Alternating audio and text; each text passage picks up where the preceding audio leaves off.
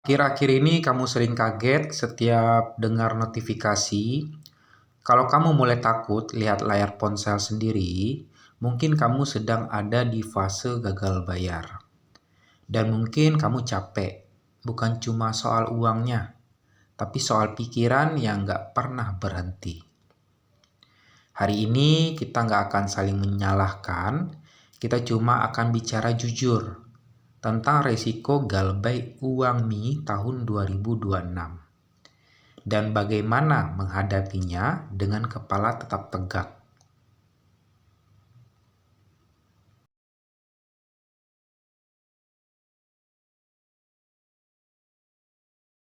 Banyak orang cuma bilang bayar aja, tapi hidup nggak selalu sesederhana itu. Kadang kita pinjam bukan karena ingin, tapi karena keadaan. Kalau hari ini kamu sedang kesulitan, kamu bukan orang jahat. Kamu hanya sedang berada di fase sulit. Salah satu risiko nyata dari galbay adalah dampaknya ke riwayat kredit. Di Indonesia, riwayat kredit tercatat dalam sistem ya, seperti SLIK yang berada di bawah pengawasan Otoritas Jasa Keuangan. Ketika gagal bayar di uang Mi, efek pertamanya itu akan berdampak kepada skor kredit, turun di bawah 600 poin. Resikonya, pengajuan ke aplikasi pinjol legal di bawah naungan OJK itu akan lebih sulit. Itu yang pertama ya. Artinya apa? Mungkin ke depan ke pinjol lain akan susah gitu ya. Setidaknya jauh dari riba.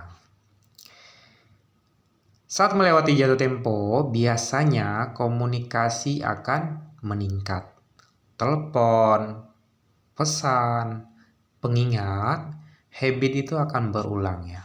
Selama 1-3 bulanan lah untuk pinjol-pinjol terdaftar di OJK ya. Nada biasa lebih tegas dan itu wajar. Karena itu bagian dari proses penagihan. Namun tetap ada aturan yang mengikat perusahaan yang diawasi oleh OJK ya teman-teman ya.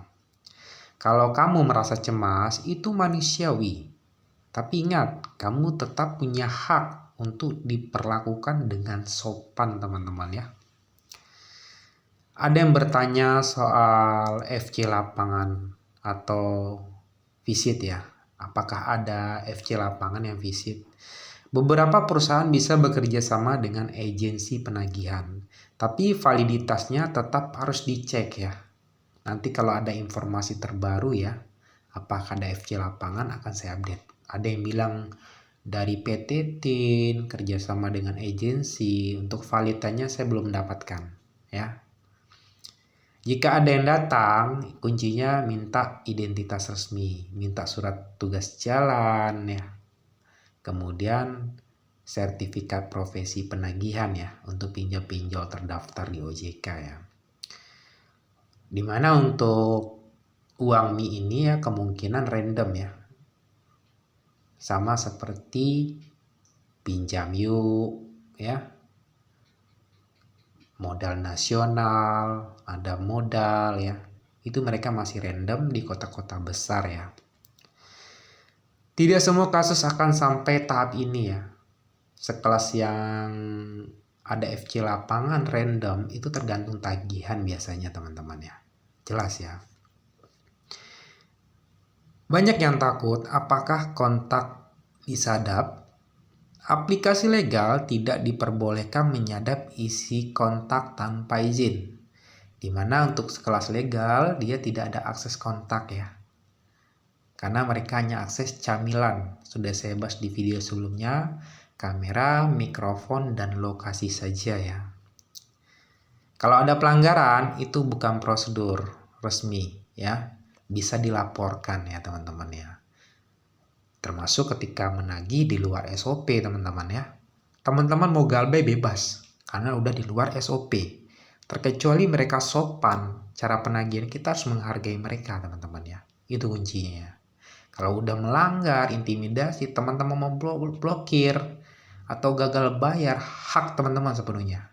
Ya teman-teman ya, karena sudah melanggar SOP ya. Saat pembayaran tertunda, bunga dan denda bisa bertambah. Nah, ini yang perlu dicatat. Sekelas legal atau pinjol terdaftar di OJK, itu mentok denda atau bunga paling 100% dari pokok. Misalkan pinjaman 1 juta, paling mentok maksimal hanya 2 juta rupiah saja, tidak lebih teman-teman. Bisa di bawah itu ya teman-teman ya. Terkecuali ilegal. Kalau ilegal, dendanya itu bisa lebih dari 100% teman-teman ya.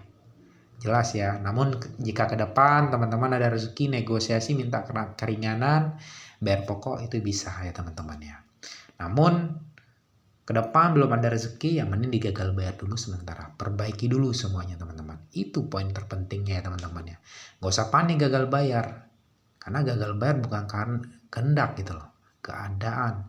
Kuncinya kalau udah gak kuat gagal bayar, hapus aplikasinya. Kalau sopan menagih kita hargai. Seandainya udah intimidasi, blokir teman-teman ya. Itu kuncinya ya teman-teman ya. Jalani hidup seperti sebelum kenal pinjaman online ya. Yang paling jarang dibahas bukan bunga, tapi rasa takutnya ya teman-teman ya. Rasa malu,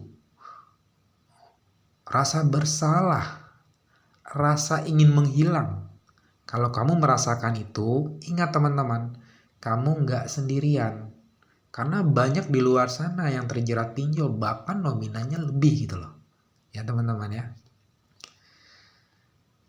Resiko galbay uang Mi 2026 itu efeknya benar ke skor kredit salah satunya ya.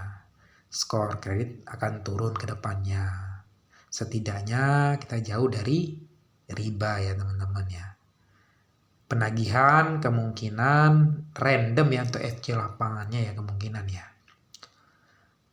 Tagihan yang pasti akan bertambah ya dengan bunga dan denda ya. Paling itu aja konsekuensinya kok teman-teman ya. Tapi satu hal yang tidak boleh ikut turun adalah harga dirimu teman-teman. Ya. Kamu lebih besar dari kesalahan finansialmu teman-teman. Kamu lebih kuat dari satu fase sulit yaitu gagal bayar. Pelan-pelan, satu langkah kecil setiap hari pasti bisa dihadapi teman-teman. Kuncinya perbaiki dulu semuanya. Atau teman-teman di sini punya pengalaman galbay di uang nih, tinggal ditulis saja di kolom komentarnya ya teman-teman ya. Kuncinya efek terberatnya paling ke skor kredit aja. Ke aplikasi lain akan sulit. Kemungkinan potensi FC lapangan juga masih random ya teman-teman. Mungkin tergantung tagihan di uang ini ya.